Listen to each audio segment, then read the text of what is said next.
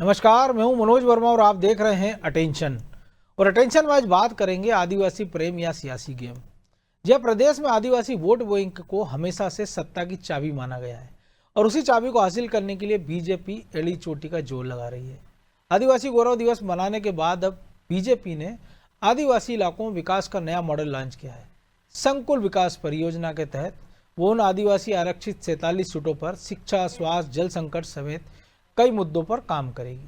हालांकि उसके प्लान पर कांग्रेस निशाना साध रही है, लेकिन सवाल ये है कि क्या आदिवासियों की चिंता के पीछे कोई सियासी रणनीति है और क्या ऐसे कार्यक्रम कर 2028 में 23 से बेहतर नतीजे मिल सकते हैं। आज चर्चा इन्हीं सवालों के आसपास करेंगे, लेकिन पहले रिपोर्ट देखिए।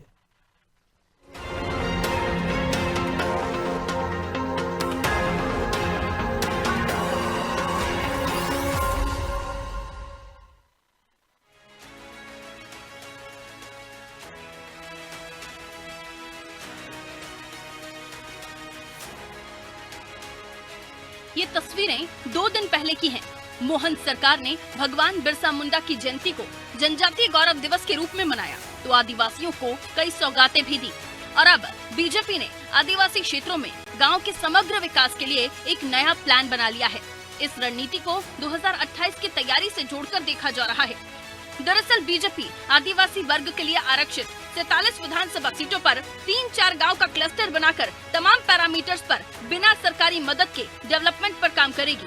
इसे संकुल विकास परियोजना नाम दिया गया है। यानी बीजेपी की नजर एक बार फिर आदिवासी और उनके वोट पर है। हालांकि इस प्लानिंग को लेकर बीजेपी का क्या तर्क है, वो जान लीजिए। जनजातीय संकुल विकास परियोजना के तहत भारतीय जनता पार्टी एक दो पंचायत के आदिवासी क्षेत्र, जनजातीय क्षेत्र की पंचायतों के संकुल बना रही है और उन संकुल में जाकर वहां के समग्र विकास की चिंता करने का काम भारतीय जनता पार्टी करेगी। जहां एक तरफ सरकार सरकारी योजनाओं के माध्यम से इस प्रकार की चिंता कर रही है, वहीं हमारे इन जनजातीय बंधुओं का जीवन स्तर कैसे ऊंचा उठ सके, इस बात को लेकर भारतीय जनता पार्टी ने भी अभी ये नया कार्यक्रम शुरू किया है। कहा तो ये जा रहा है कि ग्राम पंचायतों में शिक्षा, स्वास्थ्य, रोजगार, जल संकट, आजीविका और पलायन जैसे मुद्दों पर बिना सरकारी मदद के ट्राइबल सिविल सोसाइटी काम करेगी। लेकिन कहीं न कहीं इसके जरिए आदिवासियों के बीच भी बीजेपी पहुंचने का काम कर रही है। इधर बीजेपी के इस कार्यक्रम पर कांग्रेस ने निशाना साधा है। पिछले वित्तीय वर्ष में केंद्र सरकार के द्वारा आवंटित राशि का जो आदिवासी क्षेत्रों में खर्च होना था, उनका लगभग 50% राशि मध्य प्रदेश की मोहन सरकार खर्च नहीं कर पाई। अब ये तुर्रा दे रहे हैं कि हम बिना किसी सरकारी सहयोग के आदिवासी क्षेत्रों का विकास करेंगे। इससे बड़ा झूठ और इससे बड़ा बेईमान बयान कुछ हो नहीं सकता है। प्रदेश में आदिवासियों को सत्ता की चाबी माना जाता है। इतना ही नहीं, 2023 के विधानसभा चुनाव में आदिवासियों ने ही कांग्रेस की लाज बचाई थी, क्योंकि कांग्रेस को जो 66 सीटें मिली थी, उनमें से 22 आदिवासी सीटें थी। हालांकि प्रदेश के कुल 47 अनुसूचित जनजाति सीटों में से बीजेपी के पास 25 सीटें हैं। शायद यही वजह है कि बीजेपी अब इस नंबर को 2028 में और बढ़ाना चाहती है। इसलिए आदिवासियों पर फोकस बीजेपी का बढ़ता जा रहा है। अब चुनौती कांग्रेस के सामने है। एक तरफ आदिवासियों के बीच कमजोर होती पकड़ को उसे फिर मजबूत करना है, तो दूसरी तरफ बीजेपी के इस प्रोग्राम का भी तोड़ निकालना है। ब्यूरो रिपोर्ट, अनादि टीवी।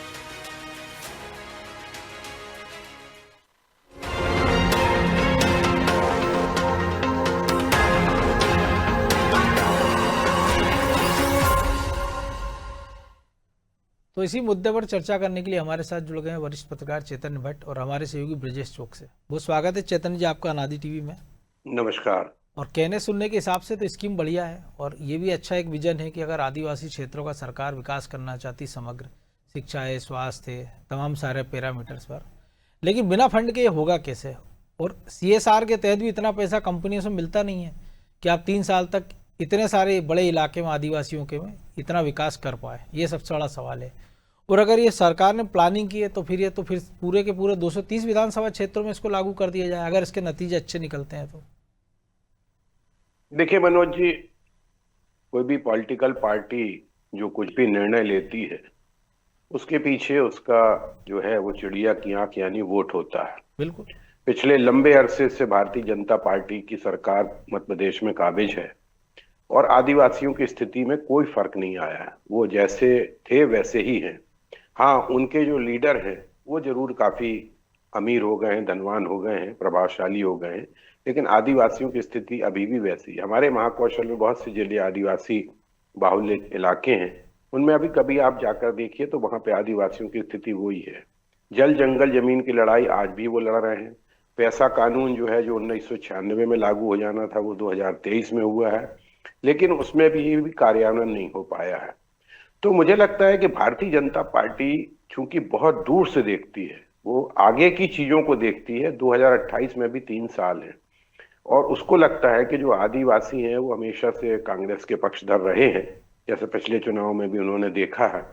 और चूंकि 47 से ज्यादा, लगभग 47 सीटें आदिवासी बाहुल्य इलाके में आती लेकिन हैं। उनका प्रभाव 85 सीटों पर है, जी, यानी उनका लगभग प्रभाव 40%, हाँ, 35% के आसपास। बिल्कुल उनका, और 22% तो आबादी मान के चलिए आप जी। आदिवासियों की प्रदेश में है। तो इतनी बड़ी आबादी को साधने के लिए तरह तरह के प्रपंच जो है, जो सभी पॉलिटिकल पार्टी करती हैं, और भारतीय जनता पार्टी को ये लगता था कि भाई अभी तक कांग्रेस के पक्ष में थी है, अब उनको किस तरह से अपने पक्ष में लाया जाए। शिवराज सिंह चौहान ने भी बहुत से प्रयास किए, आदिवासियों के बीच में डांस भी किया, सिर में वो झाड़ू वाड़ू सरी का क्या लगाते हैं वो भी लगा लिया, सब कुछ किया, लेकिन उसके बावजूद उनको ये लगता है कि हमारे पक्ष में नहीं हो पाया। कांग्रेस विधायक हीरा सिंह अलावा की शादी में भी गए थे, वहां भी जी नृत्य किया हाँ, था, जो आप तो जिक्र उन्होंने कर भी रहे हैं। अपने काफी प्रयास किए, और अब मोहन यादव सरकार प्रयास कर रही है कि हम किसी तरह से आदिवासियों को अपने पक्ष में रखें। लेकिन सवाल इस बात का है कि आप जो बात कह रहे हो कि हम बिना पैसे सरकारी खर्च के उनका विकास कर देंगे, तो अभी तो आपको जो सरकारी अनुदान मिला था आदिवासी इलाकों के लिए, वही पैसा खर्च नहीं हो पाया। तो बिना पैसे के आप कैसे खर्च कर दो, ये तो बताना बड़ा मतलब सरकार को ही बताना चाहिए कि बिना पैसे के हम कैसे डेवलप कर देंगे। दूसरी बात, जहां तक आदिवासियों की बात है, तो मुझे लगता है कि भारतीय जनता पार्टी चूंकि 28 के चुनाव को बहुत गंभीर दृष्टि से देख रही है। देखिए, अभी जिस तरह से बिहार में चुनाव हुआ है, उसमें जिस तरह से उनको जीत मिली है, तो उससे वो बहुत प्रफुल्लित है, और उनको लगता है कि लोगों को साथ लिया जाए। दूसरी बात, जो पैसा खर्च करने की बात कर रहे हैं वो, तो ये तो आप मान के चलिए कि अब तो वही सत्ता में रहेगा जो सत्ता में है, क्योंकि सत्ता के पास खजाना होता है, और जब खजाना लुटाने के लिए तैयार है तमाम राजनीतिक पार्टियां, तो उनको जीत मिलेगी। यानी मुझे लगता है कि अब विरोधी पक्ष जो है, क्योंकि वो तो वायदे भर कर सकता है, और वादे पे यकीन नहीं करती है जनता, उसको ये लगता है कि जो दे रहा है वो महत्वपूर्ण है, और जो दे रहा है उसी को जिताना चाहिए। लेकिन हमने तो इसके इस उलट हिसाब भी से- देखा, तेलंगाना आंध्र प्रदेश में केसीआर और देखिए, तमाम सारे जो लोग पलट गए। एकाध ऐसा हो सकता है, लेकिन जिस तरह से जो जबरदस्त जीत 10,000 के आधार पे मिली है बिहार में, वो तो अपने आप में कमाल है, जिसका कभी किसी ने कल्पना ही नहीं की थी, इवन एनडीए ने कल्पना नहीं की थी। तो ये भी हो सकता है कि भारतीय जनता पार्टी इस तरह का प्रयोग करे कि जो डेवलपमेंट की बात है या फिर पैसे बांटने वाली बात है, कि उनको भी कुछ उद्योगों के लिए पैसा दे दिया जाए, या उनको आदिवासियों के लिए मकान बना दिए जाए। इस तरह की तमाम तरह की स्कीमें हो सकती हैं। किस तरह से अधोसंरचना को उनको बेहतर बनाया जाए, किस तरह से उनका डेवलपमेंट किया जाए, किस तरह से उनका स्तर बढ़ाया जाए, ये तमाम चीजें वो कर सकती है। लेकिन उसके पीछे सबसे जो एक महत्वपूर्ण मुद्दा वो है कि जो पैसा कानून का कार्यान्वयन होना चाहिए, वो अभी तक क्यों नहीं हो पाया, ये भी सरकार को जवाब देना बिल्कुल होगा। हो सकता है जब ये कमेटियां बने तो ये सवाल उठेगा। लेकिन ब्रजेश जी, हो सकता है कि एक आदिवासियों का डेटाबेस सरकार अपने हिसाब से तैयार कर रही हो पार्टी, कि क्षेत्र की मूलभूत समस्या क्या है। जो चैतन्य जी ने इशारा किया, ये हमने बिहार में भी देखा था कि आपने जीविका दीदियों को 10,000 एक मुश्त की रकम दी थी और 2 लाख का वादा था। तो हो सकता है इस वोट बैंक के लिए सेपरेट कोई योजना हो, क्योंकि जैसे अभी आदिवासियों के लिए हमने देखा सिकल सेल योजनाएं चल रही है। अभी सारी जो 2 दिन पहले हमने देखा जो आंदोलन, माफ कीजिए, जो आयोजन हुआ था, उसमें तमाम सारी घोषणाएं इस वर्ग के लिए की गई थी। निश्चित तौर पर मनोज, जब राजनेता जनता के बीच में जाते हैं तो जनता की नब्ज भी टटोलते हैं, और जब इसमें पूर्व विधायक रहेंगे, वर्तमान विधायक रहेंगे, पार्टी के लोग जुटेंगे, तो निश्चित तौर पर वो आदिवासी क्षेत्रों में जाएंगे तो आदिवासियों के मन में क्या है, आदिवासियों की समस्याएं क्या है, आदिवासी चाहते क्या हैं सरकार से, वो तमाम चीज़ें उनके लिए मौजूद रहेंगी। वो उसका बाकायदा उसको देखेंगे और उसको नोट करेंगे, जो आगे उनको एक रणनीति बनाने में, चुनावी गणित बिठाने में, और जिस तरह से आपने एक मुफ्त राशि देने की बात की, हमने देखा कांग्रेस ने भी उन्हें आदिवासी दिवस मनाने के लिए राशि दी थी।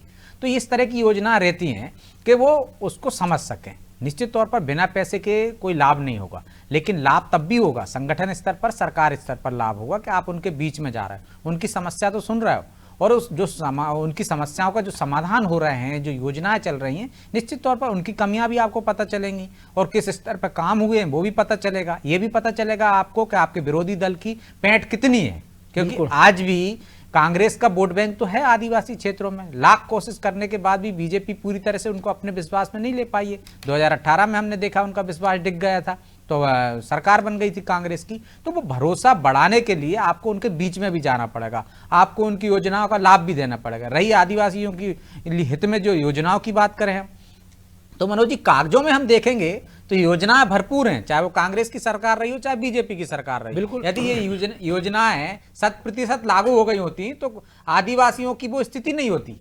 वो पूरा ही एक तरह से नक्शा बदल गया होता गांव में। सड़कें पर्याप्त मात्रा में होती, बिजली पानी से लेके हर जगह के लिए अलग योजनाएं थी। हम एक योजना तो ऐसी है कि जो आदिवासी उत्कर्ष गांवों को बनाने की कि 17 मंत्रालयों की एक मिलाकर एक योजना बनी हुई कि भाई किस तरह से, और जो हम इस योजना की जो बात कर रहे हैं उस योजना से ये है कि भाई आप पलायन रोकना है उनको, वहां पे आपको आत्मनिर्भर बनाना है गाँव। तो आप देखिए योजना बहुत अच्छी होती है, कागजों में बहुत अच्छी लगती है। जब आप देखिए प्रधानमंत्री नरेंद्र मोदी बने तो उन्होंने सांसदों को एक एक गांव गोद लेने को कहा था। ये कहा गया था, बजट भी है उसमें कि सांसद निधि से भी आप खर्च कर सकते हो। लेकिन एक सांसदों ने वो गांव लिए जो बिल्कुल डेवलप थे, डेवलप गांव भी गोद लेने के बाद उनकी कोई तस्वीर नहीं बदल पाए, वो आत्मनिर्भर नहीं बना पाए। आप बताइए, डेवलप गांव लिया आपने तो वहां पे सड़कें बिजली की व्यवस्था है पर्याप्त मात्रा में, लेकिन इसके बावजूद भी क्या आप गांव को आत्मनिर्भर बना पाए, कुछ ऐसी सौगातें दे पाए कि वो गांव अलग दिखे, उसकी तस्वीरें आए?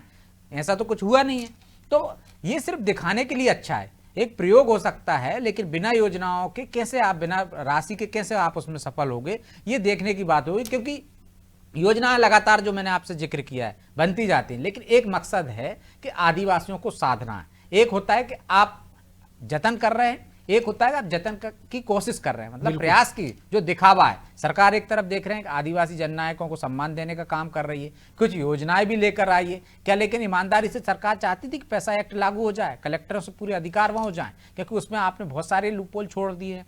ये कोशिश से एक दिखावा तो दिग्विजय सिंह ने भी किया था पैसा एक्ट लाने की, लेकिन कोई भी सरकारें इतने वो नहीं करना चाहती हैं, पंचायतों को सक्षम बनाना चाहती हैं कि फिर कलेक्टरों के हाथ से उनका सीधा दखल खत्म हो जाए। तो ये बहुत सारी समस्याएं हैं सिर्फ दिखाने के लिए। आप देखिए एक और योजना लेके आए थे कि आदिवासी युवाओं को हम गाड़ियां देंगे, वो राशन से लेकर तमाम राशन डीलर जो बनाया जा रहा है, आपको किसी गांव में दिख रहा है क्या?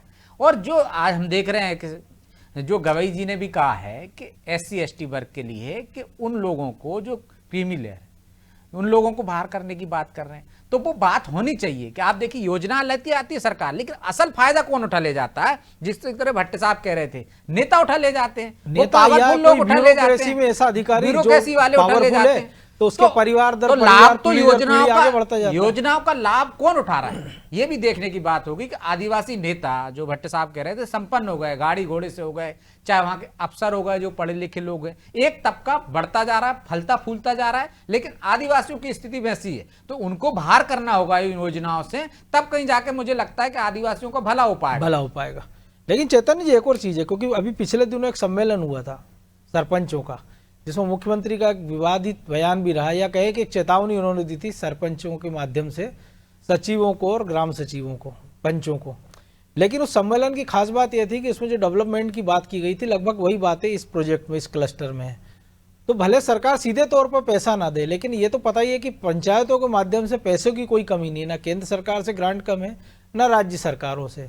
तो इसके दो फायदे हो सकते हैं कि आप एक क्लस्टर के माध्यम से आप डेवलपमेंट की बात कर रहे हैं आदिवासी इलाकों में, और चूंकि हम देखते हैं कि सरपंच पंच के चुनाव जो है बिना सिंबल के होते हैं, तो एक सीधा आप उन पर भी एक कंट्रोल कर सकते हैं कि जो दूसरी पार्टी के खेमे में, कि उसके माध्यम से आप आदिवासियों के वोट बैंक को साध सकते हैं। तो कि जो आंकड़ा हम देख रहे हैं 28 की बात कर लें, हम 23 की बात कर लें, कि आदिवासियों का भरोसा भी कांग्रेस से डिगा नहीं है। तो इसके माध्यम से दोनों चीज़ें हो जाएंगी कि अपने लोगों को वहां तक पहुंचा दिया जाएगा और उन सरपंचों के माध्यम से डेवलपमेंट करा दिया जाए। नहीं, देखिए वही मैं बोल रहा हूँ आपसे मनोज जी कि भारतीय जनता पार्टी बहुत दूर का सोचती है। उसने अभी से इस तरह के जो प्रपंच शुरू कर दिए हैं कि इस तरह की हम योजनाएं लाएंगे, उनका लाभ उठाएंगे आदिवासी, उनका शिक्षा का स्तर बढ़ेगा, उनकी आर्थिक स्थिति बढ़ेगी। और जहां तक पंचायतों का सवाल है, तो पंचायतों में तो जबरदस्त भ्रष्टाचार है। उसके माध्यम से भी अगर वो आदिवासियों का उत्थान करना चाहती तो वास्तव में वहां तक पहुंच पाएगा कि नहीं पहुंच पाएगा, कि सरपंच, ग्राम सचिव ये सब पैसा खा जाएंगे। अभी भी होता है कि जो पैसा आता है वो सब इधर उधर हो जाता है, थोड़ा बहुत काम होता है। दूसरी बात जो आपने अभी गांव वाली बात कही कि सांसदों को गांव का दिया था उन्होंने, एक एक गांव आप गोद लो, उसमें बहुत से ऐसे आदिवासी गांव थे, लेकिन किसी भी, मुझे तो नहीं लगता है कोई सांसद अपने उस गांव में गया हो जिस गांव को उसने गोद लिया हो और वहां पे किसी प्रकार का विकास किया हो या डेवलपमेंट हुआ हो या वहां के लोगों की स्थिति सुधरी हो, या वहां पे छोटे छोटे कुटीर उद्योग लग गए, ऐसा किसी सांसद ने नहीं किया। तो योजनाएं, बिल्कुल सही कहा ब्रजेश भाई ने कि योजनाएं तो बहुत सी बनती हैं, सारी कागजों पे रहती हैं, और उसका लाभ जो है वही लोग उठा पाते हैं जो उस योजनाओं के प्रणेता रहते हैं, जो बनाते हैं। उनको मालूम है कि कहाँ पे इसमें लूपहोल है और वहां से हम इसका फायदा उठा सकते हैं। तो जैसे आपके फग्गन सिंह कुलस्ते हमारे बड़े लीडर माने जाते हैं आदिवासियों के, वो आज के तारीख में सबसे ज्यादा सक्षम नेता हैं और सबसे ज्यादा धनवान नेता भी हैं। लेकिन उनके इलाके के, चाहे मंडला हो, डिंडोरी हो, बालाघाट हो, ये तमाम जो इलाके हैं वहां पे आदिवासियों की स्थिति में कोई फर्क नहीं आया है। इतने लंबे समय तक अगर सरकार रही भारतीय जनता पार्टी को और अगर उसको आदिवासियों से बहुत मोहब्बत थी तो मुझे लगता है कि 10 साल में उनकी स्थिति में बहुत ज्यादा सुधार आ सकता था, लेकिन ऐसा हुआ तो नहीं है। लेकिन अब चूंकि 28 का चुनाव है और चूंकि भारतीय जनता पार्टी को ये लगता है कि कांग्रेस का जो वोट बैंक है आदिवासियों का, क्योंकि अभी कांग्रेस से मोह भंग हुआ नहीं है, ये बात ठीक है कि अब चूंकि वो सत्ता में नहीं है इसलिए हो सकता है कि लेकिन भट्ट साहब, ऐसा नहीं लगता कि इसमें एक सबक कांग्रेस के लिए भी है कि बिहार के बाद हम देख रहे हैं यहाँ भी SIR की चिल्ला चोट मच रही है, लेकिन ना उनके BLA कहीं दिखाई दे रहे हैं। जब काम शुरू होना था तब वो पचमढ़ी की ठंडी हवा में प्रशिक्षण ले रहे थे, और अब बीजेपी 28 की प्लानिंग कर रही है और वो 25 में भी अटके हुए, अभी भी आधे अधूरे। कांग्रेस ने तो सबक लेना छोड़ ही दिया है ना, वो तो समझ गई कि हमें सबक लेने से कोई मतलब नहीं है। उनको पता है राहुल गांधी एक नया आइडिया, एक नया वो ले आएंगे, एक बहाना कि इसके कारण हम हारे। एक औपचारिकता हम निभा देते हैं कि हम चुनाव में लड़ रहे हैं, और फिर जब आदमी नहीं बचेगा तो कहां से BLA लाओगे आप, कहां से क्या लाओगे। अभी तो आपके संगठन की ऐसी स्थिति हो गई, और जब से जिस तरह से MIM के बराबर उनको अगर वहां सीट मिली है, तो इससे आप अंदाजा लगा लो कि एक राष्ट्रीय पार्टी और एक क्षेत्रीय पार्टी, वो भी एक कम्युनल पार्टी जिसको कहा जाता है, उसके बराबर अगर आपको सीट मिली है तो आप इससे अंदाजा लगा लो, जिसने समझौते में केवल 6 सीट मांगी थी जी, तो अब आप उससे अंदाजा लगा लो कि 61 सीटों पे आप चुनाव लड़े और 6 सीटों पे जीते हो, 10% की आपकी जो है जीतने का वो है प्रतिशत है। तो उससे बेहतर तो ये होता कि आप 10-15 सीट। ये आप सही कह रहे हैं कि सबक तो उन्होंने महाराष्ट्र से भी नहीं लिया था ना, जहाँ 16 सीटें जीत पाए थे। सबक नहीं लेते ना, वो सबक नहीं लेते, उनको कोई लेना देना नहीं है। मतलब मुझे तो ऐसा लगता है कि कांग्रेसियों ने अब अपने आप को भाग्य के भरोसे छोड़ दिया कि ठीक है, आज जितना मिल गया, नहीं मिला। अब आप बताओ कि जब मेन चुनाव के टाइम में आपका सबसे बड़ा लीडर अगर नहीं है वहां पर, तो कैसे स्थिति बनेगी। तो उसमें यही हुआ कि JDA का, आपका RJD का भी नुकसान हुआ और कांग्रेस का नुकसान तो होना ही था। अब वो जरूर कह रहे हैं कि हम चिंतन मनन करेंगे, लेकिन चिंतन मनन मुझे लगता नहीं कि होगा, क्योंकि जो एक काकस है वहां पर बड़े नेताओं का, वो किसी प्रकार का चिंतन मनन करने नहीं देता है। इसलिए अगर वास्तव में वो चाहती है कांग्रेस कि हम फिर से उसी स्थिति में ना आ पाए, लेकिन फिर भी कम से कम आधी स्थिति में तो आ जाएं जो आज से 20, 25, 30 साल पहले थी, तो उसके लिए उसको बहुत ज्यादा मंथन की जरूरत है। और ये सबसे बड़ी बात जो है, वो जो गुटबाजी अपन हमेशा इस बात पर चर्चा करते हैं, उस पर अंकुश लगाना होगा। तो लेकिन जहां तक कम से कम जो बड़े आदिवासी लीडर है उनके, उन्हीं को सक्रिय कर दो, ओमकाम सिंह है, बाला बच्चन है, जी है, ताकि वो जो आदिवासी इधर उधर खिसकने, कांतिलाल भूरिया, विक्रांत भूरिया, जिसको भारतीय जनता पार्टी लुभाने का प्रयास कर रही, वो वहीं के वहीं बना रहे। लेकिन मुझे लगता नहीं कि ऐसा कुछ होगा, कि वो 28 तक वैसे ही घूमते रहेंगे, फिर 28 के 2-3 महीने पहले कुछ उठापटक करेंगे और फिर उसके बाद हार के फिर बैठ जाएंगे। ये स्थितियां कांग्रेस की हो गई, और ये वास्तव में दुखद भी है प्रजातंत्र। बिल्कुल, लोकतंत्र के हिसाब से तो दुखद है। लेकिन ब्रजेश जी, एक और चीज है ना कि हमने देखा कि जो बेल्ट है मध्य प्रदेश से लगा राजस्थान का बेल्ट, उसमें भी लगभग ऐसे नतीजा है। लोकसभा में भी कांग्रेस को अच्छी जीत मिली है वहां, तो इसके हिसाब से प्लानिंग तो उसी हिसाब से होगी कि फिर गुजरात का भी एक बेल्ट है जहां कांग्रेस को एक लोकसभा सीट मिली है अभी, जो कि मोदी और शाह का गढ़ है। मध्य प्रदेश के आदिवासी इलाकों में भले लोकसभा की सारी सीटें जीत गए, लेकिन विधानसभा की स्थिति चिंताजनक है, और कमोबेश यही हाल राजस्थान का है। तो इसी तरह की प्लानिंग हो सकता है कि पार्टी आने वाले दिनों वहां के लिए भी लागू कर दे। लेकिन कांग्रेस तो अभी एक जगह जहाँ आदिवासी बहुल इलाके, वहां भी सुस्त पड़ी हुई है।